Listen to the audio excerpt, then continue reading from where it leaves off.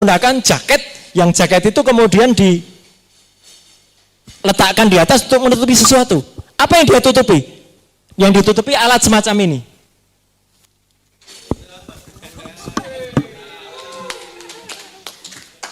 Ini adalah wireless neck headphone. Ini bisa dikoneksikan dengan headphone, disembunyikan di baliknya, dan bisa mendengar instruksi. Jadi sama saja, si Samsul itu masih tetap di feeding asam sulfat. Masih tetap di feeding. Hanya sayangnya waktu itu saya sudah usulkan, harusnya diperiksa sama Pas Pampres. Tapi Pas Pampres jawabannya, kami tidak.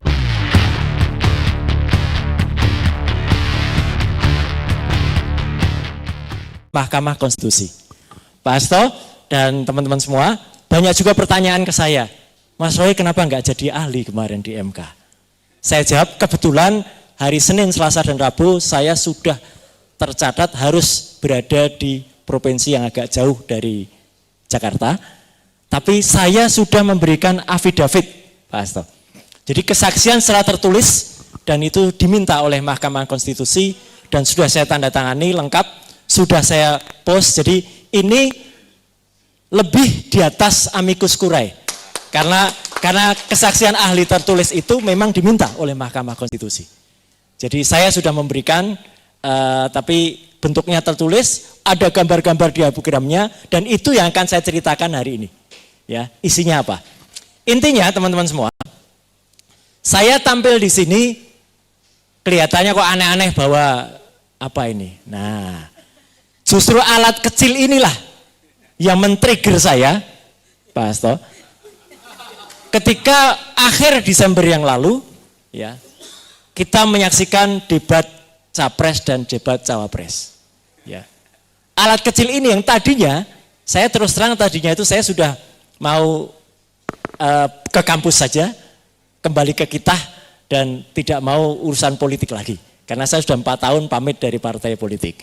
Tapi melihat ada upaya penggunaan alat semacam ini, dan itu terjadi pada saat debat Cawapres, maka saya langsung melakukan analisis waktu itu, ini curang. Ya. Langsung waktu itu. Dan saya langsung berani menganalisis bahwa buat apa seseorang menggunakan 3 mikrofon, yang satu pasti bukan mikrofon. Karena apa? Karena nggak perlu ada 3. Ada handheld, ada clip on, kenapa harus ada seperti ini? Dan alat ini bukan hanya berfungsi mikrofon, ini ada earphone-nya. Ini bisa untuk melakukan feeding. Feeding itu artinya apa? Kalau ada video banyak yang beredar, ketika dia bicara di belakangnya ada juga yang omon-omon umi-umi di belakangnya. Itulah dia lagi memfeeding.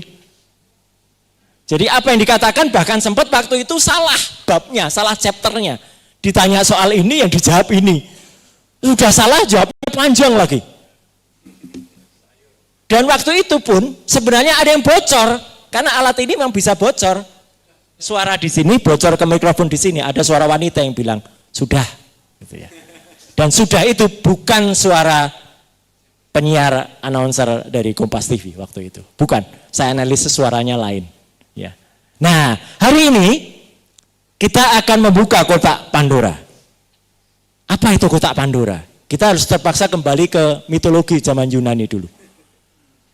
Kotak Pandora, Pandora itu nama wanita, ya, istri dari Ephialtes yang waktu itu dihadiahi sebuah guci. Ya, Ephialtes itu saudara sekandung dari Prometheus. Prometheus ini adalah pencuri api Dewa Zeus. Dewa Zeus mangkel kepada Prometheus, tapi karena dia tidak bisa membalas Prometheus, dia kerjakan ke Ephialtes, suaminya si Pandora. Pandora itu dipesan, jangan guci itu dibuka. Tapi ini sama kayak ceritanya Adam dan Hawa, Adam dan Eva. Dia melanggar perintah itu. Pandora membuka kotak itu, makanya namanya kotak Pandora, dan di dalamnya berisi kejahatan, kecurangan, semua hal yang berbau jelek, bagi umat manusia. Dan itulah Tuhan yang Maha Kuasa, Allah Subhanahu wa taala menggariskan juga. Jadi hari ini kita buka kotak Pandora yang namanya Sirekap. Sistem informasi rekapitulasi. Jadi bukan hal kebetulan kalau ternyata cerita ini, Pak Asto, itu metodologinya sudah ada sejak zaman Yunani. Namanya kotak Pandora. Dan digunakan oleh APDI sebagai judul acara hari ini. Jadi tiba-tiba teman-teman waktu itu merumuskan acara itu ya sudah ada titah petunjuk dari Yang Maha Kuasa. Ya, gitu. Monggo. Nah, teman-teman semua, cerita saya sedikit saya belokkan supaya kita tahu judulnya, ya. Jadi mulai dari alat yang sederhana ini, saya waktu itu kemudian mengkritisi dan itu bukan tanpa resiko. Tentu teman-teman sudah dengar lah ya, saya dilaporkan ke Bareskrim. Dan sampai dengan sekarang, Pak Petrus, laporan saya masih on. Dan bahkan mau dihidupkan lagi ketika kita waktu itu lapor ke Bareskrim dan laporan kami ditolak. Laporan saya besoknya diumumkan lagi, mau dijalankan lagi. Memang jahat betul itu. Ya. Dan kenapa? Waktu itu saya kemudian menganalisis ketika soal 3 mikrofon itu dilakukan dan dilaporkan ke Bareskrim, tapi uniknya KPU secara malu-malu mengakui sebenarnya. Karena KPU berikutnya, pada debat berikutnya, hilang semua 3 mikrofon itu. Menjadi hanya 1 mic saja. Dia mengakui tapi malu-malu. Ya kan gitu. Nah, tapi ternyata memang bakatnya curang ini memang mau curang. Jadi tampaknya dia tidak menggunakan mikrofon berkabel. Dia kemudian tampil menggunakan jaket, yang jaket itu kemudian diletakkan di atas untuk menutupi sesuatu. Apa yang dia tutupi? Yang ditutupi alat semacam ini.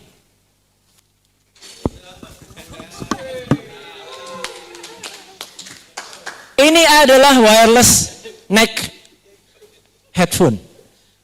Ini bisa dikoneksikan dengan headphone, disembunyikan di baliknya, dan bisa mendengar instruksi. Jadi sama saja, si Samsul itu masih tetap di feeding. Asam sulfat. Masih tetap di feeding. Hanya sayangnya waktu itu saya sudah usulkan, harusnya diperiksa sama Pas Pampres. Tapi Pas Pampres jawabannya, kami tidak berhak memeriksa anak presiden. Ya sama kayak MK. MK tidak berani mengundang kepala negara, tapi yang diundang adalah menteri-menterinya. Gitu. Nah itu. Nah jadi tadi sekali lagi presentasi dari Bu Leoni, Pak Anas dan juga Pak Yudi tadi luar biasa. Saya akan mulai dari awal. Jadi dengan demikian, mulai awal Januari, betul Mas Yudi, saya sudah mencermati ketika saya download program Sirekap, itu adalah staging versi 2.14 waktu itu, awal Januari.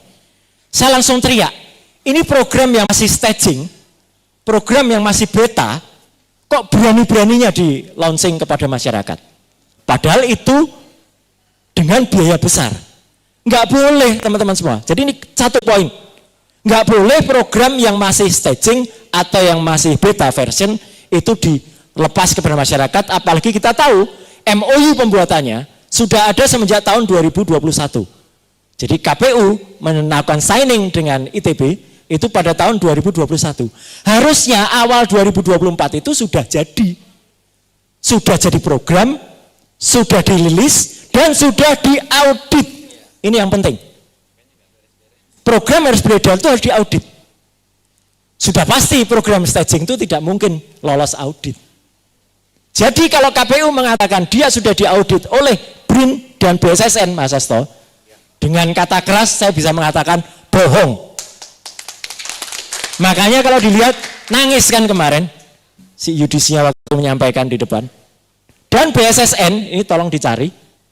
Info yang kita dengar mengundurkan diri beberapa hari sebelum pelaksanaan pemilu sebagai technical assistance. Dan dia bukan auditor, dia hanya technical assistance BSSN itu. Jadi lain technical assistant dengan auditor lain. Dan ini perlu dilihat karena ini masuk fakta-fakta hukum. Itu satu. Yang kedua, fakta hukum yang kedua. Berkali-kali kita dengar Sirekap banyak alat bantu, Sirekap banyak alat bantu, Sirekap banyak alat bantu. Temuan kami, tim APDI ini, jadi ini temuan kita bersama, ya. Sirekap bukan alat bantu, tetapi dia adalah alat utama. Karena satu-satunya yang termuat dalam PKPU nomor 5 tahun 2024 yang tadi disebutkan oleh Mas Anas, yang disahkan baru tanggal 12 Februari 2024, 2 hari sebelum pemilu baru membuat keputusan, dan diundangkannya baru tanggal 13 Februari, Mas. Gila kan ini, padahal itu detail sekali. Itu hanya menulis sirekap. Sirekap ditulis detail di situ, di bab 1, poin nomor 43 kalau nggak salah, kemudian di beberapa bab yang lain. Manual berjenjang tidak pernah ada tulisannya di PKPU. Sekali lagi saya ulangi, sistem manual berjenjang tidak pernah ditulis definitifnya di PKPU. Secara hukum, Pak Petrus, saya pernah dibalek di Badan Legislasi, Mas. Kalau tidak disuratkan, ya nggak ada aturannya. Berarti manual berjenjang itu kebatinan. Lucu kan? Iya lucu. Ini kayak ahli yang kemarin bersaksi di MK juga, kebatinan nih. Jadi kalau sirekap yang tertulis di dalam PKPU itu disebut pepesan kosong, dengan segala hormat kita kepada profesor yang menjadi ahli, profesor itu juga sudah mengkhianati ilmu pengetahuan dan mengkhianati fakta yang ada.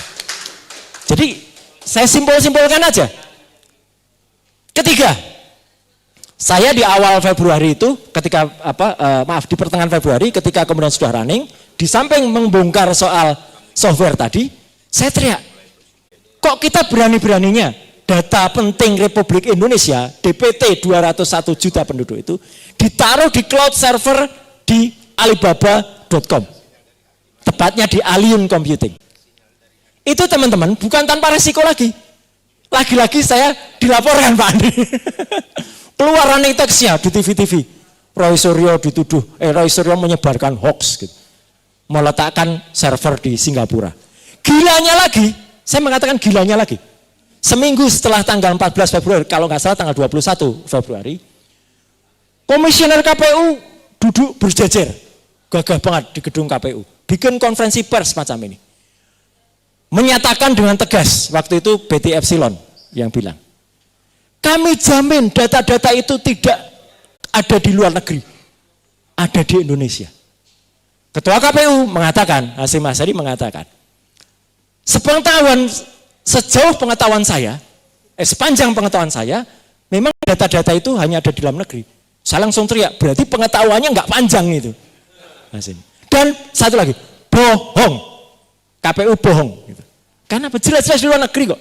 Tapi ternyata kebohongan mereka itu, memang sudah ada triki sebelumnya Pak Petrus. Hari Jumat malamnya, dini hari, jadi itu Rabu, Jumat malamnya, bagaikan seorang maling saya bilang, mereka memindahkan data-data itu dari Singapura balik lagi ke Indonesia. Dan saya punya semua rekamannya, capture-nya, dan sudah saya berikan ke MK dalam affidavit-nya. Jadi ketika data itu ada di Singapura, data itu masuk sudah saya berikan.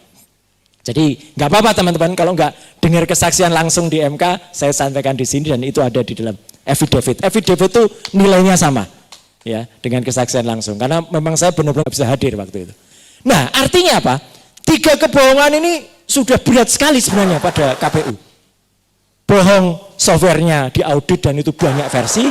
2, bohong ketika dia menyatakan itu di Singapura, ya. Bohong berikutnya ketika kita temukan juga data-data itu ternyata ketika masuk itu sudah tadi pada sistem yang disampaikan oleh Mas Anas dan Mas Yudi tadi. Sudah ada ibaratnya kotaknya, sudah ada tempatnya. Angkanya sudah ditentukan sejak awal. Saya sejak awal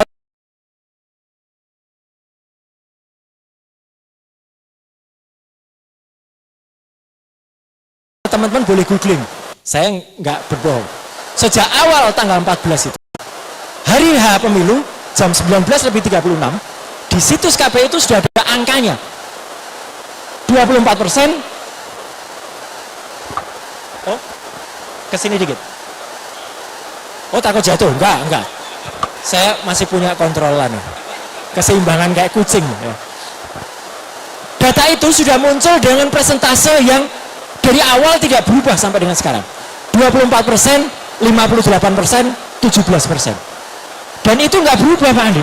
Dari awal sampai akhir yang berubah cuma koma-koma sedikit di belakangnya.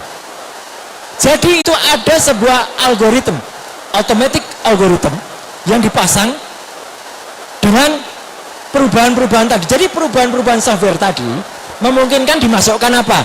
JSON script dimasukkan. Script yang memungkinkan untuk mengkontrol itu atau memasukkan data. Memungkinkan untuk memasukkan algoritma perhitungan yang mematok itu. Memungkinkan lagi untuk menggelembungkan suara. Teman-teman ingat, di akhir Februari ada satu partai salah input namanya. Ya. Itu yang tiba-tiba perolehan angkanya melonjak. Ini dari sisi volatilitas statistik tidak mungkin. Menyalahi kodrat betul. Kodrat saja nggak salah kok ini salah. Ya. Jadi Kodari yang salah betul. Ya, jadi itu Profesor Statistik Burhanuddin Mustadi saja bilang aku ramudeng mas dengan adanya fenomena ini Bu Lydia. Jadi dia pun tidak mengerti. Untungnya waktu itu kemudian karena banyak yang meramaikan, berhentilah upaya itu. Upaya itu upaya jahat. Saya pernah tulis tuh modusnya. Bukan hanya mencuri antar paslon, bukan hanya mencuri satu partai, tapi sudah menggunakan sisa suara. Jadi sisa suara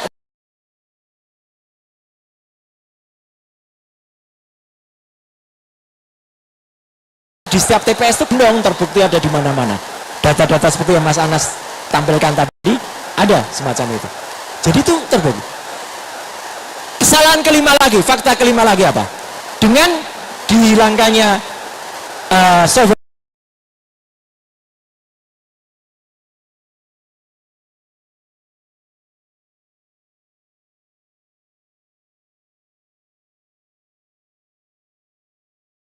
software tadi diubah, masih ada. Saya lihat fungsi itu masih ada untuk outcome. Tapi ketika malah sudah versi berikutnya dihilangkan, akibatnya apa? Data-data tiap TPS bisa kemudian kayaknya itu ya mati. Data-data dari tiap TPS itu bisa seperti tadi yang disampaikan Bu Leoni.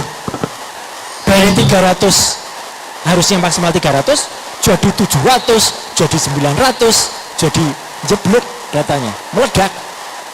Dan itu tetap diinput semuanya. Ini yang menurut saya nggak masuk akal. Makanya ketika perhitungan yang diamini oleh Ketua KPU,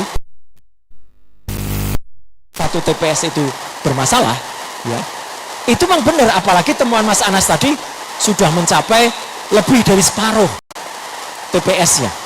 Kalau lebih dari separuh, Pak Hasto, ini berarti apa? Masif, terstruktur, dan sistematisnya tercapai. Lihat, ingat hitungan saya dari awal tadi, iya kan?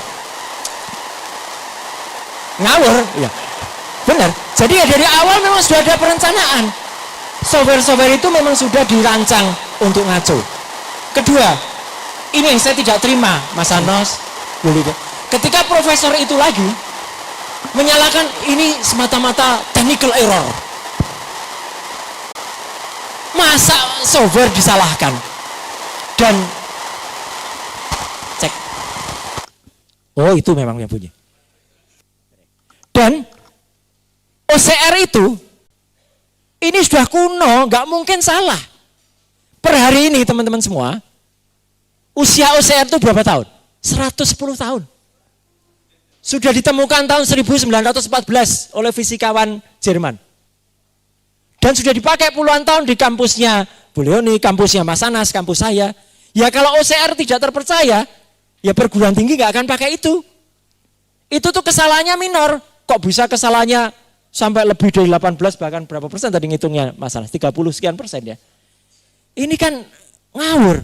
Nah, dari bukti-bukti ini, kita yang tergabung dalam APDI dan para ahli itu benar-benar ingin temuan ini bukan hanya temuan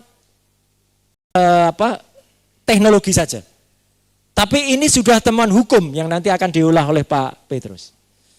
Jadi ini sudah bisa bermakna karena satu, secara hukum legalitas Sirekap ini memang legal, tapi justru karena dia legal dan salah, ya berarti Salah hitungannya. Berarti apa?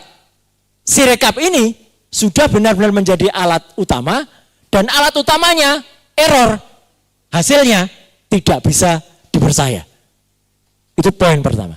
Yang kedua, poin terlagi adalah apa? Hasil ketika proses yang ada di dalamnya tidak memiliki keabsahan atau tidak pernah diaudit secara resmi. Saya sampai dengan sekarang sudah juga mencoba komunikasi, Pak Tata, Pak Kakak, ke BRIN. Saya punya beberapa sahabat di BRIN. Siapa sih yang melakukan audit? Enggak ada yang tahu Pak Petrus. Dari BRIN. Itu Mas Hasto. Sahabat-sahabat di BRIN mengatakan dudu aku ya Mas. Bukan saya ya, bukan. Lu itu sopo? Karena saya tanya, kalau BRIN ngaudit ini, tahu jawab lo ini. Yang diaudit yang versi berapa? Audit itu nggak mungkin 10-10-nya diaudit. Pasti hanya satu. Lah kalau satu yang diaudit, ya itu yang boleh dipakai. Di-download oleh KPPS, bukan yang lain-lain. Padahal 800.223 TPS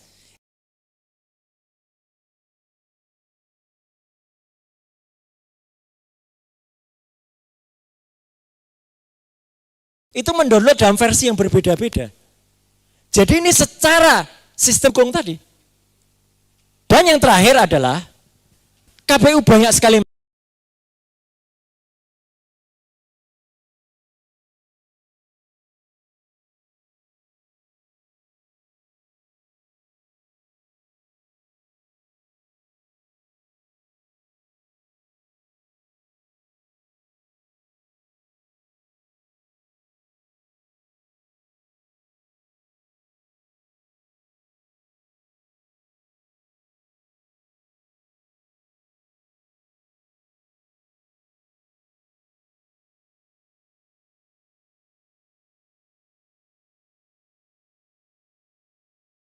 yang kita kejar kemarin dari Komisi Informasi Pusat. Kebetulan saya dan Pak Yudi, kami berdua saksi, ahli di Komisi Informasi Pusat. Saya memberikan kesaksian pagi harinya, beliau siangnya. Ya, ya. Lah ya, ini yang paslon 300 semua. Langsung keluar kan? Betul, terima kasih Mas Yudi. Jadi ini yang ada, jadi artinya angka-angka ini membuktikan bahwa di TPS itu udah dimainkan luar biasa. Udah TPS-nya, data TPS dimainkan, hasilnya diubah-ubah. Waktu pertemuan di Bandung, sengaja kita tunjukkan, saya tunjukkan teman-teman, ini loh tanda tangan palsu, ini loh palsu. Saya pernah belajar daktiloskopi, itu ilmu sidik jari dan tanda tangan. Jadi kita bisa tahu tanda tangan palsu dan tidak itu kelihatan. Tarikannya kayak apa, arahnya kemana, bahkan bolbannya sama. Yang terakhir dan ini fatal, KPU sempat menerbitkan aturan nomor 349 tahun 2024 tanggalnya aneh, 17 Maret 2024. Jadi ketika di tengah-tengah dia diproses di KIP, dia mengeluarkan aturan data induk kami yang berbentuk CSV, Common Service Values, tertutup untuk dipublikasikan selama 3 tahun. Setelah KPU selesai, untung kita punya sahabat Indonesianis yang mengajukan gugatan ke KIP yang namanya Pak Ted Hilbert. Salam saya untuk Pak Ted. Ya, itu luar biasa. Saya langsung ding terus ke Pak Ted. Harus ditabrak Undang-Undang Keterbukaan Informasi Publik nomor 14 tahun 2008 itu di atas semua peraturan di bawahnya. Alhamdulillah teman-teman, kita berikan ucapan kepada Yakin Yayasan Akuntabilitas itu dan didukung oleh kita. KIP telah mencabut aturan itu. Jadi data CSV itu bisa kita buka. Kalau data itu dibuka dan sudah dikejar, jadi kita, tapi KPU masih aja belagu juga. Silakan datang ke sini, bawa hard disk 40 tera. Ayo kita datang ke sana, ya kan? Ditantang, kita ditantang. Ya, lah yang kecil 40, ya anggap mungkin pikiran dia tera tuh dangdutan, tera zana gitu ya mungkin itu.